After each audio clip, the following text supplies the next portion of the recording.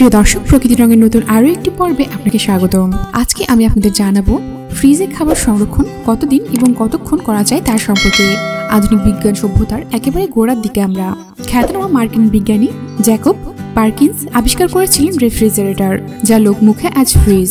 এর ব্যবহারিক সুবিধা হলো ঘরের উষ্ণতা যত বেশিই হোক না কেন ফ্রিজের ভেতরের খাবার দাবার এবং কাঁচা সবজি অনেকটাই অবিকৃত অবস্থায় থেকে যায়। এছাড়া ওষুধ, ইনজেকশন, রাসায়নিক দ্রব্য এবং রক্ত ফ্রিজে কিছুদিন সংরক্ষিত রাখা যায়। উষ্ণতা নিয়ন্ত্রণ করে বরফ এবং বরফ শীতলতা সৃষ্টি করা যায় বলেই এটা সম্ভব। সংরক্ষিত করা খাদ্যের ব্যবহারের নিয়মটা হলো তা ফ্রিজ থেকে বের করে ঘরের উষ্ণতায় এনে ফুটিয়ে নেওয়া। এখন আমাদের জানা দরকার ফ্রিজে রাখা বেশ কিছুদিনের খাবার খাওয়া স্বাস্থ্যের পক্ষে কতটা উপকারী। এ ধরনের প্রশ্ন অনেকের মুখেই আমরা হরহামেশাই শুনে থাকি। সাধারণত হাই রিস্ক ফুড যেমন রান্না করা মাংস ও মাংসের বিভিন্ন পদ, দুধ ও দুধজাত খাবার, ডিম ও ডিম থেকে তৈরি অন্যান্য খাবার, ভাত ও চাল থেকে তৈরি হরেক রকম খাদ্য ফ্রিজে সংরক্ষিত হলেও ফ্রিজের ভেতরে সংক্রমিত হওয়ার আশঙ্কা বেশি থাকে। জীবাণুদের বার বৃদ্ধি উষ্ণতার উপর নির্ভরশীল। যারা থার্মোফিলিক তারা পরিবেশের 40 ডিগ্রি থেকে 75 ডিগ্রি গ্রেডের মধ্যে চটপট বেড়ে ওঠে। ম্যালোফিলিক ব্যাকটেরিয়া বাড়ে 10 ডিগ্রি থেকে 40 ডিগ্রি সেন্টিগ্রেডের মধ্যে। শূন্যের উষ্ণতায় বেশ কিছু ব্যাকটেরিয়া জন্মায়। এরা হিমপ্রিয়। 10 ডিগ্রি সেন্টিগ্রেড উষ্ণতার নিচে রাখলে দুধে প্রোটিওলাইটিক ব্যাকটেরিয়া হওয়ার সম্ভাবনা বেশি থাকে এবং এরা দুধের প্রোটিনের অংশকে ভেঙে দিয়ে ক্ষারীয় গন্ধযুক্ত করে তোলে। সাধারণত 2-3 দিনের জন্য যে কোনো খাদ্য ফ্রিজে রাখলে তাতে লিস্টেরিয়া ব্যাকটেরিয়া দৌরাত্ম্য বাড়তে থাকে। এর প্রভাবে লিস্টেরিয়া সিরোসিস নামক রোগ হয়। এই রোগে গর্ভবতী মায়েদের ক্ষেত্রে বেশি ক্ষতিকর, এমনকি জন্মের সময় শিশু আক্রান্ত হয়। অপর্যাপ্ত হিমায়িত খাবার গ্যাস্ট্রোএন্টেরিসিস নামক এক ধরনের রোগ লক্ষণ দেখা দিতে পারে। ক্লস্ট্রিডিয়াম পারফিজেন্স নামক অবাধ শ্বাসজীবী ব্যাকটেরিয়ার ক্রিয়া এক ধরনের টক্সিন নির্গত হয়। এর প্রভাবে বিষক্রিয়া ঘটতে পারে। এই টক্সিনের মৃদু প্রতিক্রিয়ায় পেট ব্যথা এবং পাতলা পায়খানা হয়। দূষিত মাংস, পোল্ট্রিজাত খাবার থেকে এই বিষ দ্রুত ছড়িয়ে পড়ে। এই জীবাণুর রেণু রান্নার তাপমাত্রায় মরে না, কিন্তু খাদ্যদ্রব্য ফ্রিজে ঠান্ডা করলে জীবাণুর বংশবৃদ্ধি দ্রুত ঘটে। মানুষের পাকস্থলীতে এর টক্সিনের ক্রিয়া ঘটে থাকে। এছাড়া অর্ধেক সেদ্ধ করা মাংস, ডিম কখনোই ফ্রিজে রাখা খাবারে শুধু জীবাণুই নয়, নানা প্রকার ছত্রাক এবং ইস্ট দ্বারাও সংক্রমিত হতে পারে।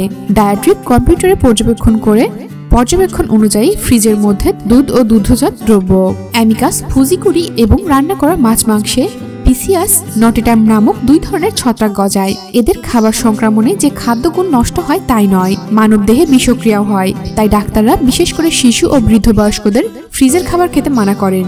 ছত্রাক ফিউসারিয়াম জাত জিয়ারলিলন বিয়ে খাবার হয় বিকৃত।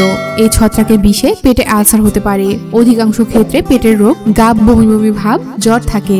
জল জাতীয় খাবার, রুটি, জ্যাম এসব ছত্রাক ও ইস্টের দ্বারা বেশি ক্ষতিগ্রস্ত হয়। রান্না করা খাবার ফ্রিজে এনজাইম দ্বারাও নষ্ট হয়। এগুলো জীব রাসায়নিক বিক্রিয়ার অনুঘটকের কাজ করে।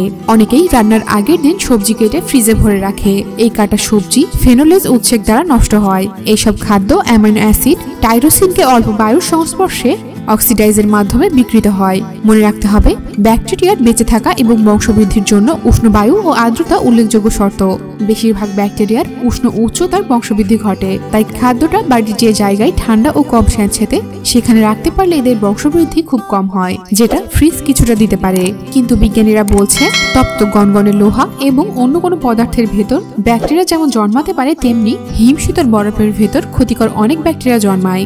তাছাড়া ছত্রাক ক্রিয়ার জন্য অল্প আর্দ্রতা এবং অক্সিজেন অপরিহার্য বলে খাদ্যের উপরি স্তরে জন্মাতে পারে। কিন্তু ব্যাকটেরিয়া সুযোগ সন্ধানী, তাই তারা খাদ্যের গভীরেও বংশবৃদ্ধি করে, যেখানে অক্সিজেনের মাত্রা কম থাকে।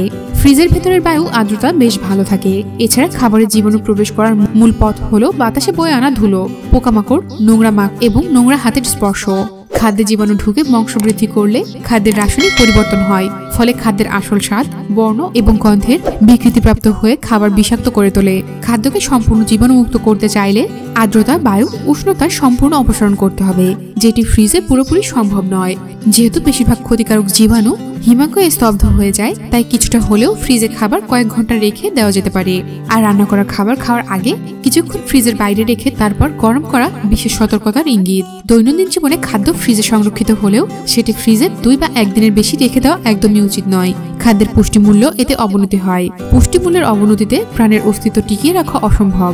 আমাদের দৈনন্দিন খাদ্য ভাণ্ডার কতটা পবিত্র, কতটা বৈজ্ঞানিকভাবে শুদ্ধ তা বিজ্ঞান সচেতনতা দিয়ে সর্বদা গ্রহণ করতে হবে।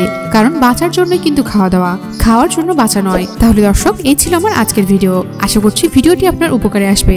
ভিডিওটি ভালো লাগলে লাইক ও শেয়ার করুন এবং আপনি পরবর্তীতে কেমন ভিডিও দেখতে চান তা জানিয়ে কমেন্ট করুন।